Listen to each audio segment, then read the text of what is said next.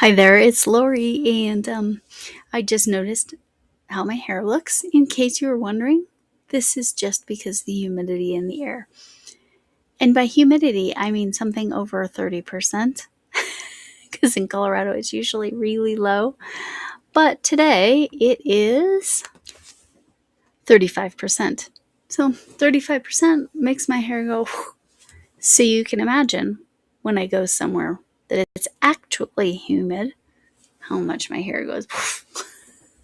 Anyway, it's just funny. Today's story is literally the whole throwback.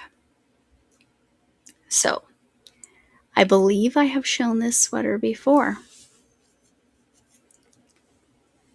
because I made it in 2021. However, I made the sleeves so big, I followed the pattern. It was my inexperience and the fact that I crochet loose, which I did not know. And anyway, that the sleeves were so giant, my daughter could not, she's like, I can't even, function. I can't pull them up. They're too heavy and huge. Okay. So, I'm going to insert a picture here of what happened. I took one sleeve off. Luckily, the sleeves were made from the bottom down.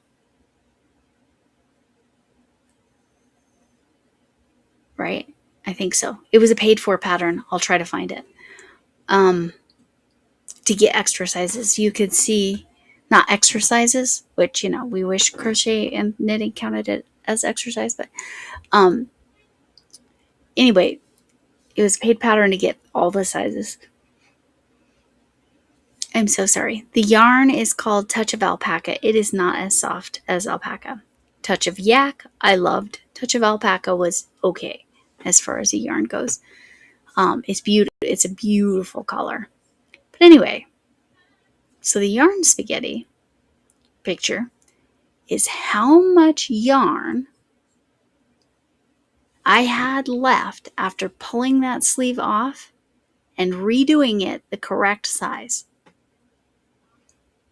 That ended up being enough yarn to almost remake the other sleeve. Wasn't quite. It was about, let's say, about 2/3. That's how big those sleeves were. So I was learning. So then we have a picture of, I reattached the correct size sleeve. The correct size sleeve is the small one. This is also for my 5-foot tall daughter. So we needed a shorter sleeve than standard even. But can you see the difference? Oh, sorry. Can you see the difference? It's a little, just tiny difference between those sleeves. All right. So, like I said, it was made touch of alpaca. I will find the pattern.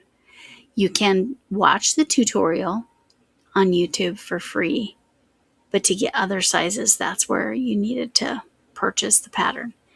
And so this was my first venture trying to, other than the cactuses, trying to actually read a pattern, because I knew that the size on the tutorial was not sufficient. So I'm just leaving that picture up there. So now here's what it looked like when it was actually fully correct and my daughter could actually wear it. But the alpaca, unfortunately, was a little bit itchy. So she has to wear something under it. So it has to be really cold for her to wear this, because she needs a long sleeve t-shirt or whatever underneath it. All right. So yeah. Sleeves. Out of all the sweaters I've made, only one time or twice, once or twice out of all of them, have I actually gotten the sleeves right the first time? Anyway, it's okay. It's a beautiful sweater, as you can see. It's lovely. It's a great pattern. It's not the pattern, to be clear. It was me and inexperience and not gauge swatching. Which, by the way, I am gauge swatching right now, but not for me, for Cleveley Knits, because he's gathering data and I am a data analysis kind of junkie. So the only rules are it has to be labeled DK or 3-weight. So I'm using this Burnout Softy Baby. I believe he said circulars, but either way, it was 4mm knitting needles. What's that letter? Does this one say?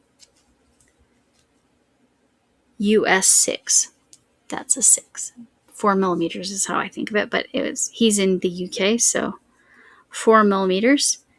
And then you're going to measure it when you're done making whatever size swatch you want. And this is where I'm at so far. Oh, I just realized I did garter stitch and I meant to do stocking. I'm going to have to pull that out. Well, that's all right. I meant to do stockinette because I have not practiced that and I need to practice that. Okay, let me see if I can grab these. You're watching me in the moment. Try to... because it really doesn't matter. It doesn't even matter what size I make it. If I pull it all out, I pull it all out. Yeah, that's what's going to happen. We're just going to pull it all out. Because I can't quite get in there. Oh. I was trying to go in the wrong place anyway.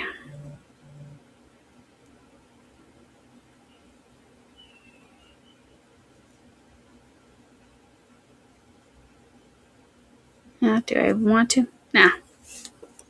We'll just pull it out. It's fine.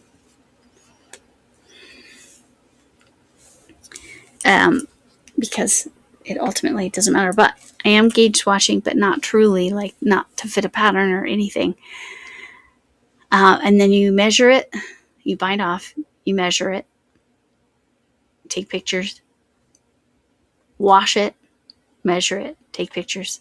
And send that data to him, including what needles you used. I'll have to show a picture of the needles and say, this Temu set. So, anyway. Yeah, so that's what I'm doing. But yeah, this might be my first gauge swatch, and it's not even a real gauge swatch, is it? It's not even a real gauge swatch because there's no rules. So you can make it whatever size you want. I think whatever stitch you want too. But knit, of course. That's his rule. All right. Well, with that, I'll say I have a lot of progress on my hat. But we'll see.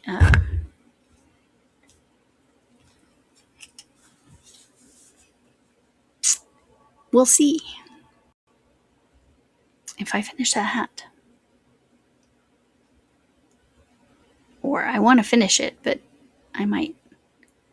I gotta find the rest of that yarn. I put it in the little bag from Rusty, the little Here Comes the Sun bag.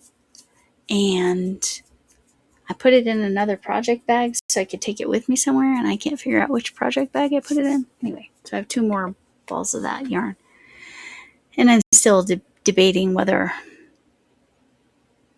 Yeah, I'm going to finish it with this because I like how it's working up.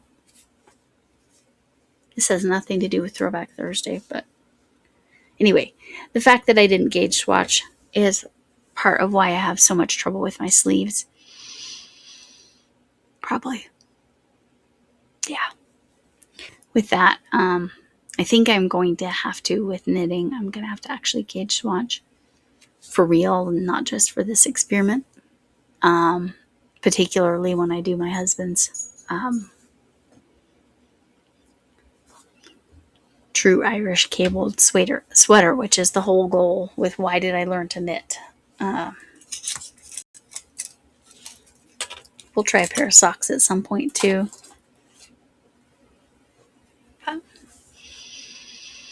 With that, thanks for coming in.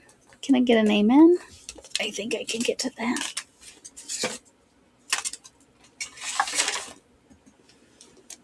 All right. It's crooked.